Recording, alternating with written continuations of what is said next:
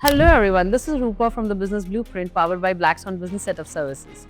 And today I have an amazing guest in my studio. Somebody who has made a dream come true and is really doing amazing in Dubai as a culinary trainer in ICA Dubai. There is a lot of stories behind a woman's struggle in the commercial kitchen. Let's hear it from Hi Shafali, welcome to the Business Blueprint. Thank you so much for your invitation. What leadership skills are mostly used behind the kitchen? Kitchens are tough, but at the same time, being a chef is completely out of passion. You can only be there and sustain there if you have a true passion for food. The commercial kitchens are really, the work is really very hectic, from long working hours to non-stop standing. How are people managing their stress, still staying passionate to the profession? The kitchens are very hectic, and it's a lot to do with your supportive leadership. Is there any really big critic, any celebrity you would like to feel? I would really like to feel Brigitte Dosan and Lady Gaga. I feel their personality is very colorful. What one thing restaurants and kitchens can do to accommodate women? I think by stop labeling us as lady chefs, why not just chefs? Why the awards have to say best lady chef? Why not just best chef? I think equality begins at the language and it continues with giving equal opportunities. Hello, everyone. This is Rupa from the Business Blueprint powered by Blackstone Business Setup Services. And today I have an amazing guest in my studio. So, today I have somebody who is a true example of dreams and passion. Somebody who has made a dream come true and is really doing amazing in Dubai as a culinary trainer in ICA Dubai, which is International Culinary Center in Dubai. They train chefs, teach people how to cook amazing foods that we all look forward to. But behind this, there are a lot of stories. We all know sometimes it is said that women are made for the kitchen. But still, when we address a lady chef, we call them a lady chef and not just a chef. There is a lot of stories behind a woman's struggle in the commercial kitchen. Today, we'll get to know some amazing stories of her success, struggles, and achievement. Let's hear it from Hi Shafali. Welcome to the Business Blueprint. I'm so happy that you're here in the studio today. Thank you so much for your invitation. I was really looking forward to this. Amazing. First of all, I'm just we're having a chef in the studio and I'm feeling so hungry. I don't know why. Silence. So I would like to start with my first question, and that is, that is sometimes we all want to know because every chef has a different story and has different inspirations. I think in the morning only I was watching some podcast of Sanjeev Kapoor and got to know how he said that I didn't know I will ever become a chef. It just happened by itself. For some chefs, I saw that they exactly from childhood they knew what they're going to become, and they started taking interest in it. So I'm really interested in knowing that what inspired you to take this as a career. Okay, so I would say it will be my grandmother. As a kid, I think when I was 3 or 4 years old, other kids will be playing out, but I'll be always stuck with my grandmother in the kitchen, trying to learn about the recipes, about those traditional kitchen Indian tools, maybe that mortar pestle, the stone mortar pestle. And one of the fondest memory from my childhood is going to farmers market with my father, where I could actually smell freshly cut spinach Wow. and I could see all this colorful spread of vegetable. That really excited me, and I think that time I decided that all I want to do is cook. I didn't know that time that you can actually make a career out of it. Oh, That I figured out later on. wonderful. And then from where did you complete your education and how did your journey start from where? Because now today you're in Dubai, but I'm sure because I've heard that you have been one of the youngest executive chefs in Taj Group. And I've also heard that you have worked in a hotel, a totally woman led hotel in India. Would you like to tell something about that? Okay, so I actually did my graduation from IHM Delhi. I did hotel management. Post that, I was selected for Taj Management Training Program, and I was the topper for my batch, which gave me an opportunity to select in a hotel I would like to work. And of course, I chose my dream hotel, which was Taj Mahal Palace, Bombay. I remember as a kid going to Bombay with my father and looking at this iconic hotel, and I always thought, "Oh wow, that's amazing." And then working over there was completely a dream come true. So I started there. After I moved to Dubai, there was an opportunity that came up for Mandarin Oriental Jumeirah. I was working there.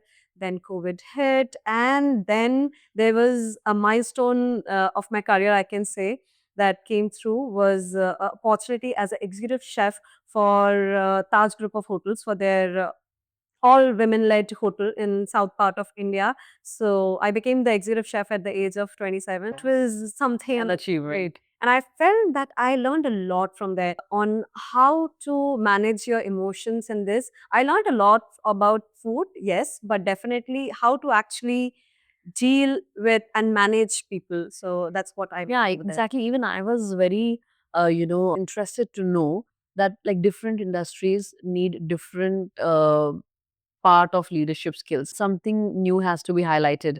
For example, some professions need diplomacy, some professions need dominance. What leadership skills are mostly used behind the kitchen, or in the hotel industry, or in the hospitality industry? Yes, kitchens are tough, but at the same time, being a chef is completely out of passion. You can only be there and sustain there if you have a true passion for food. So it's, I think, every day reminding yourself that why you are doing this. Because yes, we do have very long shifts, very hard days, then where you want to just give up everything. But just that reminder that this is what I love. Well, And I love showing up to work every day because I know this is what I love. So work is, it's make your passion your profession, makes your life easy. and definitely this is one of the most passionately demanding industry. Yeah, yeah, I indeed. think like you really need to have that inside you as a woman in this industry. See, like I said, that it is said women are made for the kitchen, but still we see that commercial kitchens are still crowded with men, and we still see a very less of definitely things are very changing with time, but still. So do you think what are the challenges that you faced as a woman, in the commercial kitchen?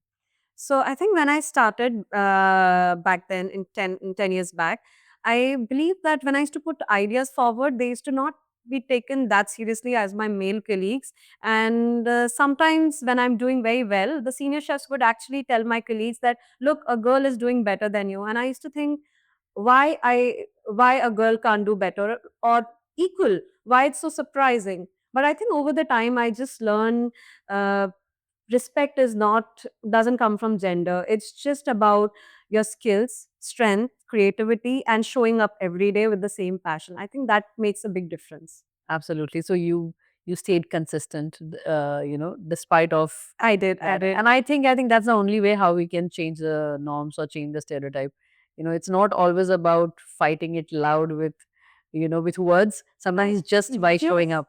Even my students now, I tell them, I have students, young students, girls coming, and when they try to lift heavy pots, I said, strength is not lifting heavy pots. It's about you showing up in the kitchen with same passion. It's not that you're going to lift a heavy pot that makes you, you're going to be very strong. It's not about that. In later on, you'll kill your back. So I would say that show up with the same passion and with same resilience. That will make the change. Very, very good suggestion. Amazing. So, now that you've been a chef for so long, and now suddenly there is a little shift in your work, which is now you're a trainer and you're teaching people, does it give the same satisfaction that you used to get in the commercial kitchen? Because I know as chefs, you take a lot of pride in, cooking that thing, bringing it on the table, and when the customer praises it, you get that amazing satisfaction inside. But now that it has changed, and when you're teaching people, is there any shift in that satisfaction level that you used to get? Yes, actually, I was settled in Normandy, France, but then what got me to Dubai was International Culinary Institute, ICC Dubai, and I saw the curriculum. I always wanted to get into teaching, but I didn't wanted to leave the cooking part of it. But when I saw the world-class curriculum, I saw that there is so much hands-on experience. They are part of so many events, whether it's Gulf Food, Taste of Dubai, Taste of Abu Dhabi. That really excited me. And coming to your main question, it is a very different kind of satisfaction when I see my students graduate. They are amateurs when they come in the kitchen. There are a lot of things that they find very difficult initially, but then towards the end, I start seeing them doing it very smoothly. That actually is very satisfying. I other day only I had one of the student who just came up who got an amazing opportunity role, and she told me that, chef, I'm so thankful to you because you saw something that I didn't see in myself. So thank you for that. I think, what else do you want? There's an Wow. ultimate level Yeah. of satisfaction. Yeah, you are multiple chefs.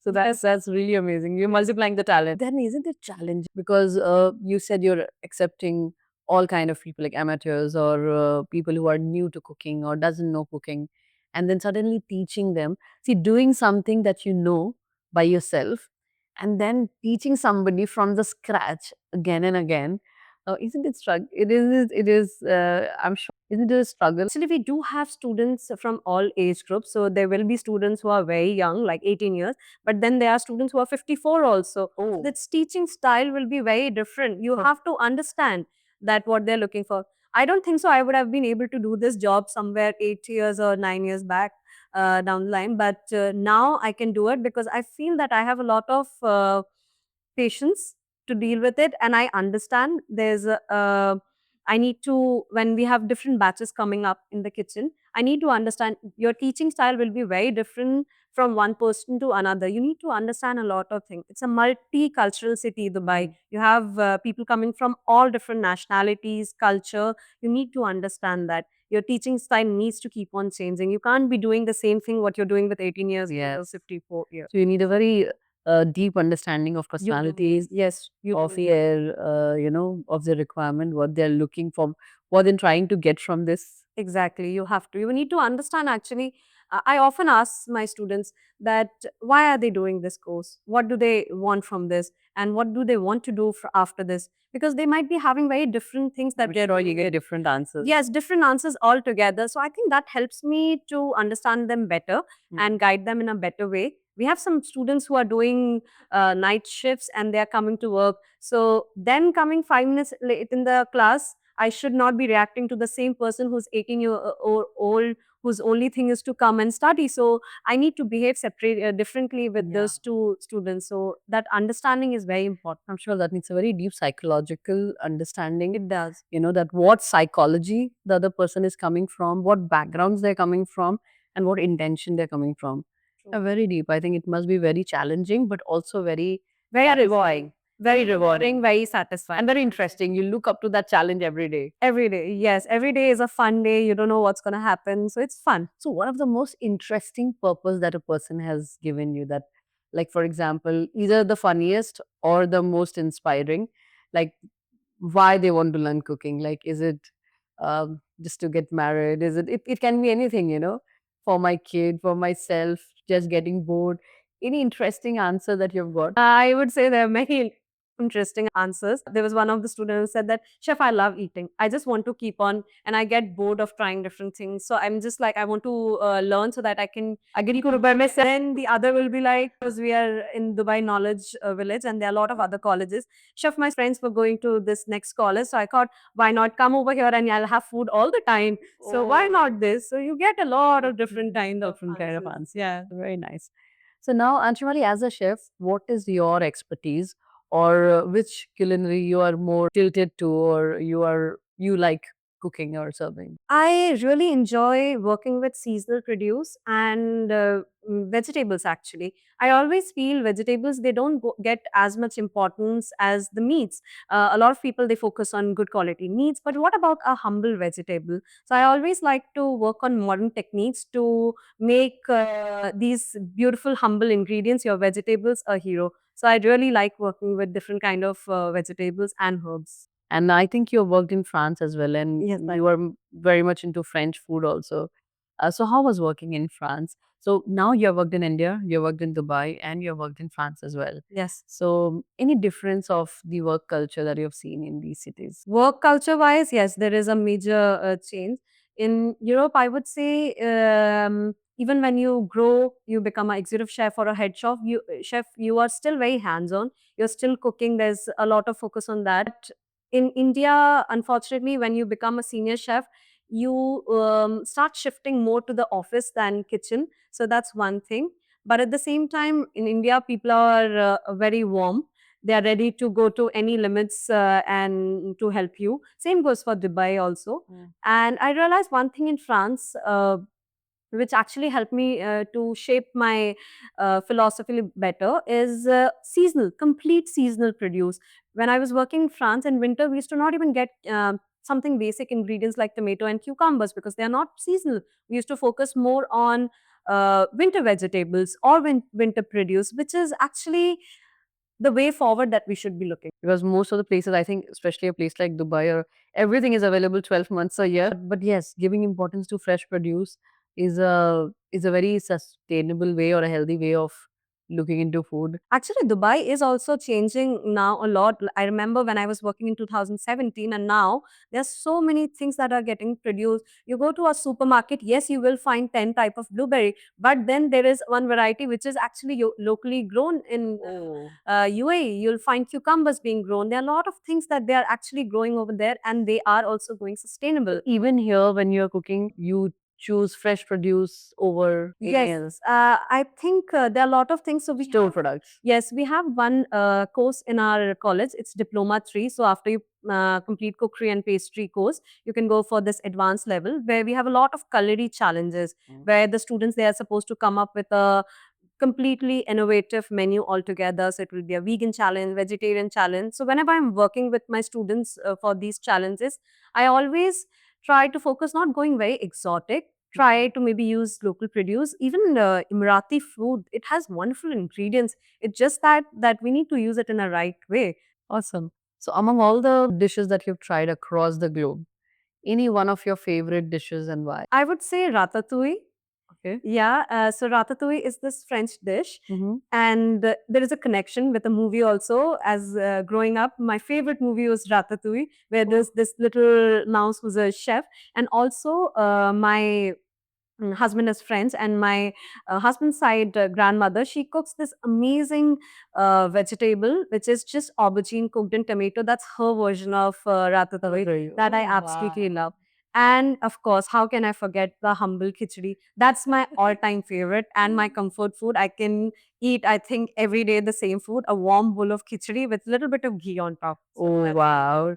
Yeah, but I'm sure when people invite you for dinner or lunch at home, they are totally in pressure that I'm inviting a chef. What to cook? yes. I need to cook some. So, do you ever face something like that? Oh, trust me. Now we get invited because I have a little girl, I have a toddler. So we get invited to a lot of birthday parties. Even in general, when we are invited, people are like, oh, I'm inviting a chef. The food is going to be like that. Food is going to be like So, they try flirting to. yes, I'm just like, I'm just happy that someone else is cooking for me. I'm just happy with whatever is there. And I enjoy food with whatever they serve. So I think But do you feel ever that your critic mode gets on all the time when you taste a food anywhere outside? Because as a chef, and now more of as a being a trainer, you are in habit of evaluating all day. You're evaluating different foods, different dishes, different tastes.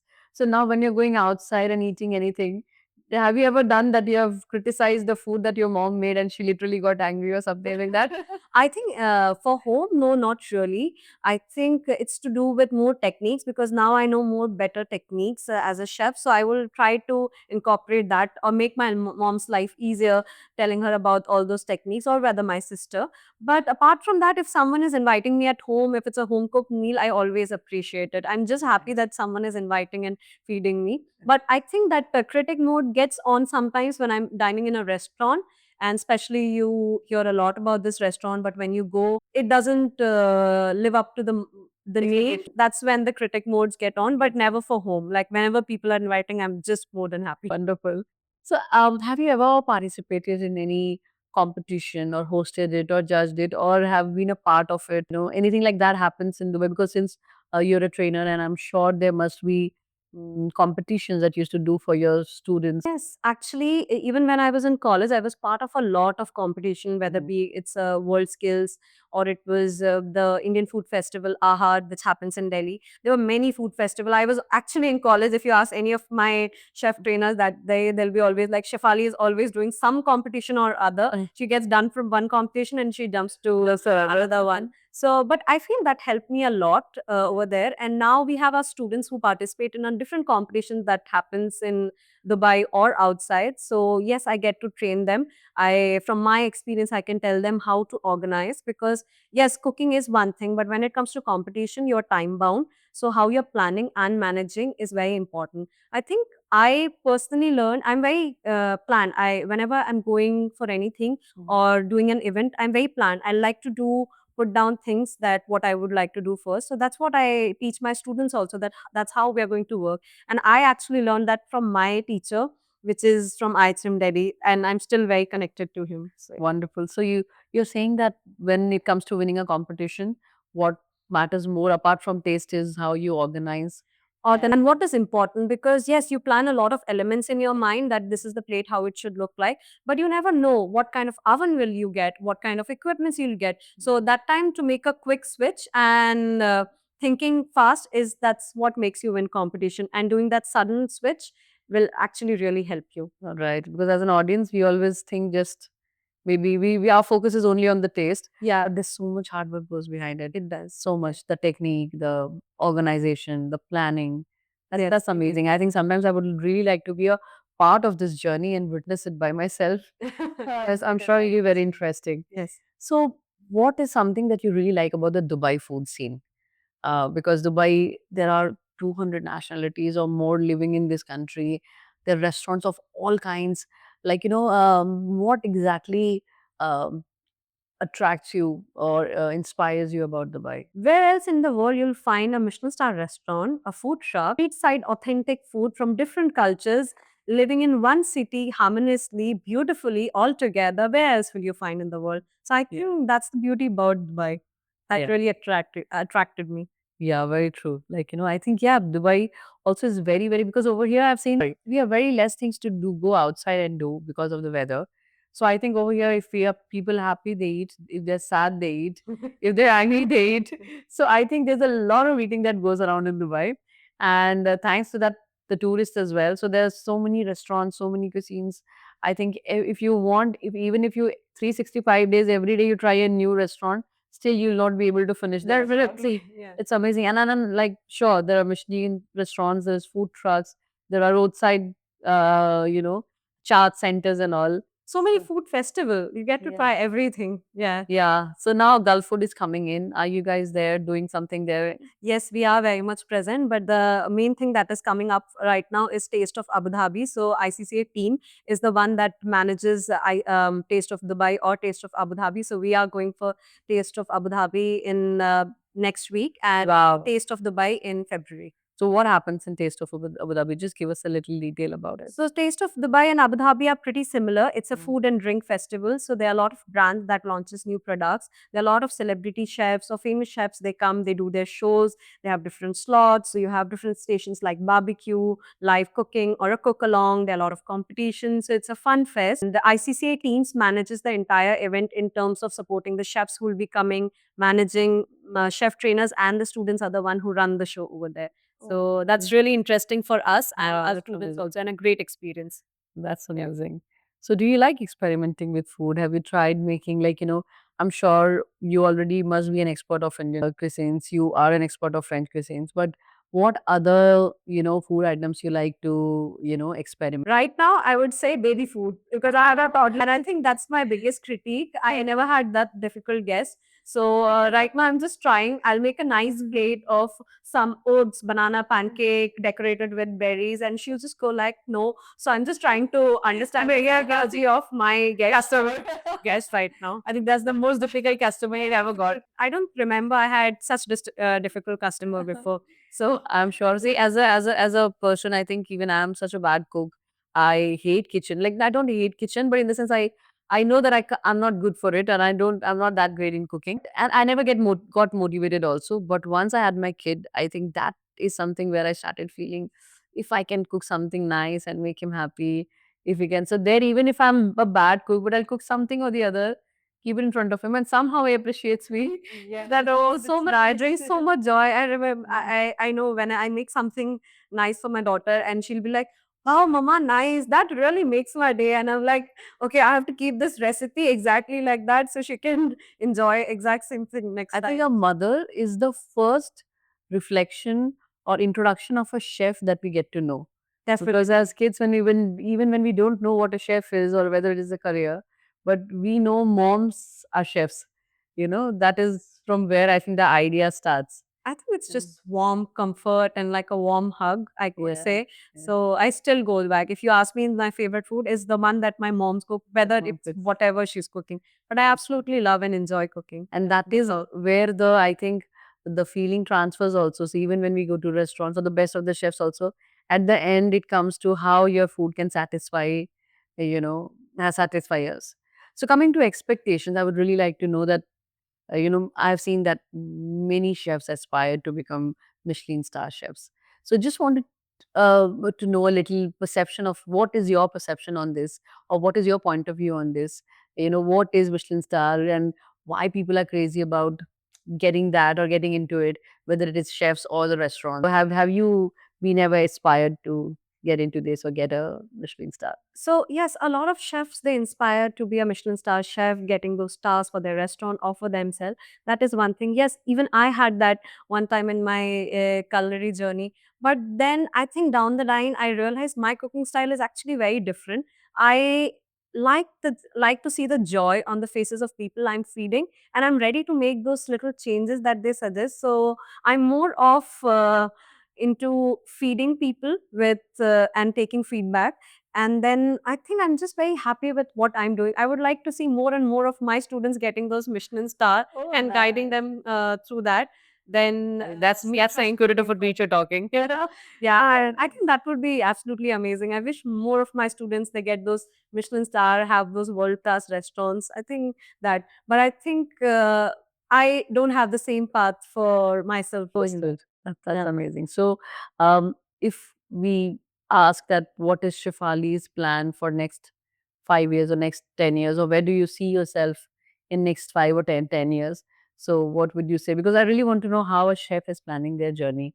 Where do, like for example, in businesses we see, okay, today we are in startup, tomorrow we are SME, then we are among the big five, or we expand, diverse, expand to different countries. So we come with different aspirations, more customers, more profit, more. This is how certain people think. And I'm sure every business has different aspirations. So, what is your aspiration now as a chef? So 5 years down the line, that's long ahead. But I think I would like to continue my journey in teaching. But there is something that really excites me is supper clubs. So I would like to really start hosting supper clubs because the idea of hosting, inviting people really excites me, and getting to know about them, having a little chit chat, that really excites me. So I think I would like to get into that, and being part of more and more food events that are happening in Dubai and having more connection. That's what I plan to do. Oh, wow, that's really nice. So, what?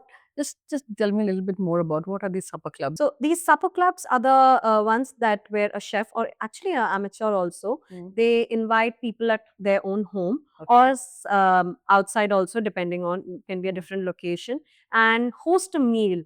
Like how you invite people at home, so it can be a Okay. 3 course, 4 course dinner, and of course through a website you can charge for these supper clubs. So I would like to really get into it Wow. and get to know about what people are looking for, Connecting people through food. connecting people through food. I That's think very nice. in a very casual environment. So because in hotels and restaurant, you don't get to interact with your guests so much. Yes, you do interact, but in at home or a comforting place, that will be actually more nice. Okay, that's really nice. That's very interesting. So yeah, because I think food is one of the best ways to connect with people. Just few days back, I was interviewing an entrepreneur, and he's an entrepreneur come thought leader, Gautam Ganglani, and he's written a book called Breaking Bread. If you ever get to, and really in that he explained so nicely how real relationships can be made, or how connections can be made through food and through having. And he gave the example of Sanja Chula, that initially used to happen in Punjab, where most of the village of the families used to eat together, Yes. and that is to build the relationships that keep the bond stronger. So he said that if when you eat together, strength, and if the food is good, it's cherry on the cake. That is true. I think that I get to experience a lot when I was in France. We have a big family and we used to all come together on a dining table. And of course, French, they eat course wise. So the lunches actually they last for 5 to 6 hours. That's normal for a French lunch to last 5 to 6 hours. So you get to connect a lot. It's fun, I would say. So, do you have any tip for a normal housewife if I'm hosting a supper at my home, and if I want to keep, how can I impress the guests? Just give me any one tip that I can. I would say start refining on your skills. Have a plan. Okay, because when you do it for family, someone comes to help you and all, but when you do supper clubs, it's going to be very different. So maybe hone your skills a little bit, try to do maybe an amateur course that will help you, and be more planned and organized. But don't try to do something which is completely out of your comfort zone. So I think that's can really help you. To Yeah. make their supper club successful. Yeah. Awesome. I'll definitely give it a try and I'll come for a try. I would say start with your friends and family. Even when my students they come, this I tell them that start with your friends and family. Don't let anyone help you with that, because when you are actually doing the supper clubs, you will be doing on your own with maybe a helper too. So try to do everything and try to get a genuine feedback from your friends and family, not just that they're very happy and thankful that you invited them. Absolutely. So now this, like for example, we just spoke about a trend like supper club, which can be very trending tomorrow. And like this trends come and go. So in the food industry, I really want to know that is there any up obviously I'm sure there are some of the other trends now and then. So any upcoming trend in Dubai that's going on or internationally that you really like about I this? think a lot of people they are shifting to conscious eating. They want to indulge, but they want to indulge in healthier options. They want to know where their food is coming from. So sustainability, zero waste is the one thing that is the way of life and the way we should be looking forward. I think that is the trend, and that is the trend that is going to stay. It's not like those previous trends which comes and goes, but I think that's the way how we should be looking is sustainability, zero waste, and conscious eating. Yeah, exactly. This is what I was going to ask. That with this changing mentality of conscious eating and sustainability and healthy food, do you see that is there any will that require the chefs to pull up and literally innovate their ways of cooking? Because a lot of old ways of cooking are the most tasty foods. Cooking is very unhealthy, like in today's definition. So, do you think that this will literally change the industry?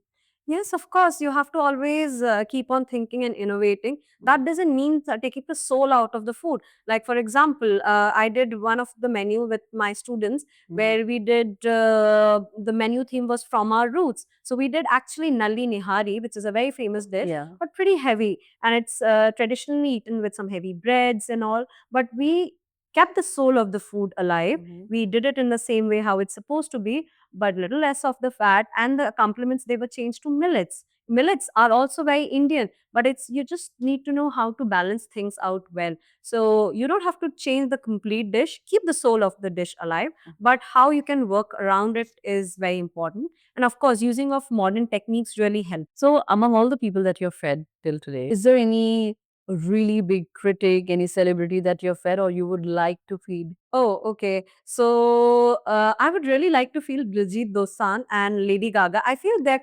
personality is very colorful and vibrant. I feel that if I'm feeding them, that will be a table full of fun and laughter. I think that's going to be fun. So, you have any idea? Let's say if really Diljit Dosanjh and Lady Gaga is there on the table, what would you feed them? I think it's going to be a mix of both. I think there is going to be a lot of Indian food, but at the same time, I would like to incorporate the French techniques to it and do something to blow their mind off. So, yeah, I'd like to do that. Yes. I know you really like taking challenges. That's great. That's really amazing.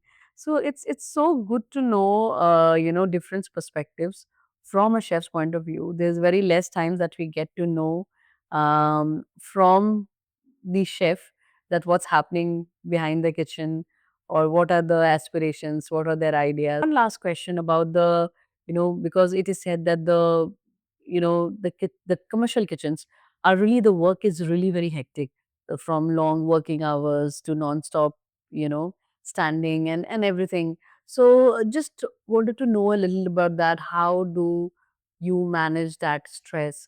Or how are people managing their stress? Or how can they, manage that, still staying passionate to the profession? That's a very interesting question. Yes, I feel the kitchens are very hectic. It is a lot of hard work that goes behind. But I feel now the kitchens are changing. There's a lot of focus on healthy work style or work life balance, which chef earlier they were not getting it. And it's a lot to do with your supportive leadership. And I feel I'm managing the motherhood and my career very well in ICCA because I have a very supportive leader and a healthy work environment, which really helps me to follow my passion, do my things, but at the same time not compromise on my mother roles. So I would say that all a women or anyone needs is a belief and equal opportunities. So Shifali, how would you like to contribute to making the lives of women better in commercial kitchen, or what one thing restaurants and kitchens can do to accommodate women or include them more? I think by stop labeling us as lady chefs, by why not just chefs? Why the awards have to say best lady chef? Why not just best chef? I think equality begins at the language and it continues with giving equal opportunity. That's a very powerful line. Equality begins with the language. That's really amazing. I'm sure a lot of people can get that message and stop calling lady chefs and Yeah. let them compete as, yeah, because an entrepreneur is an entrepreneur, whether it is a female or a male. And excellence, Pilot is a pilot. Then why especially lady chef? yeah, A and chef is a chef. yeah, excellence is not gender bias. Yeah. So you should not be putting a lady chef as lady chef. Just chefs. We are chefs. Absolutely. That's amazing. So just apart from the your professional life, just want to know in your, so are the chefs equally that experimental in their house kitchens, or do you cook normal food as well?